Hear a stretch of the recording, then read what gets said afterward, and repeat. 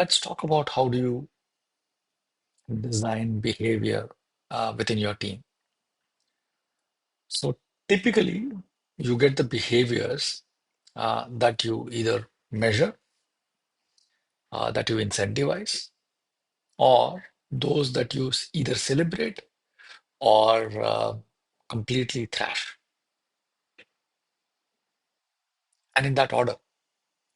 So the most basic thing is what is it that you're measuring? What is it that you're paying attention to on a regular basis, day to day? And once that is kind of not taken care of, then what are you incentivizing your people for? So, for example, these could be sales incentives, these could be bonuses, this could be any special incentive that you give to people that they work for. Last but not the least, and the highest order of impact is what do you recognize people for? So let's assume a sales scenario, and you expect you measure the number of sales calls that is being made, or you could measure the revenue that every sales guy brings in. So let's say, like any typical sales organization, you measure the revenue that a salesperson brings in. So that's your measurement. Now, assuming that you have multiple products and you're running a special promotion on a particular product, let's say if a sales executive sells that particular product, they get extra incentive. Let's say, for example, if the normal sales incentive is 5%, if this particular product is being sold, they get 10%, maybe because that's something that you want to promote, or that product is higher margin, or that's a strategic product that you want to ensure that gets pushed, that gets sold into the market and adoption. So that's what you're incentivizing the sales guys on. So which means that they will always try and promote that particular product, always.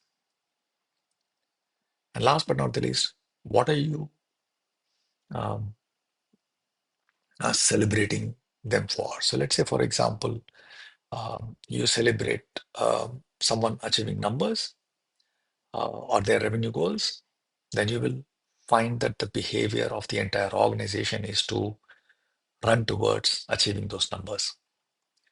If you celebrate people for the process and the effort that they put in, because that's what you are in control, and that's what you will get.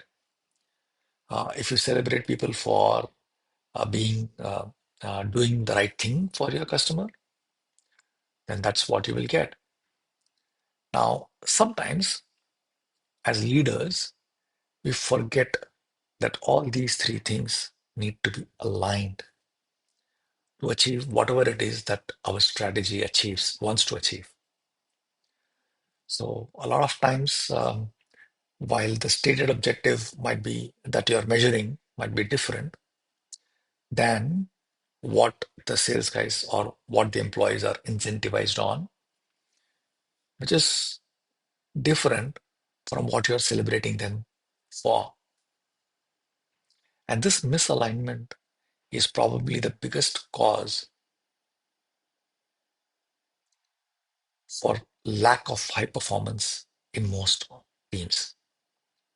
If you can get these three things aligned, which is what you measure is the same thing that you incentivize and is also the same thing that you celebrate, then what you get is a culture uh, where people like us do things like that. And then whatever it is that you're measuring, incentivizing, and celebrating your employees for is the exact behavior that you will see within your organization. The challenge here is that sometimes organizations and leaders make all of this so complicated, complex, in order to tweak people's behavior, that they forget that this only works if it is simple and if everyone knows exactly what is being measured. Everyone knows how do you do um, the actions that leads to improving the measures, which then, once done well, would lead to success, which is then incentivized and celebrated. So things need to be kept simple and straightforward and aligned in order for you to get the desired behavior from your team. Right now, the time I'm recording this video, we are in January, and this is the time when almost all leaders set goals for their organizations and for their teams. Think about this and ensure that you make clear, simple goals where what you measure, what you incentivize, and what you celebrate are all in alignment. And then see uh, the power of alignment getting unleashed and high performance getting unleashed. Think about it. Take care.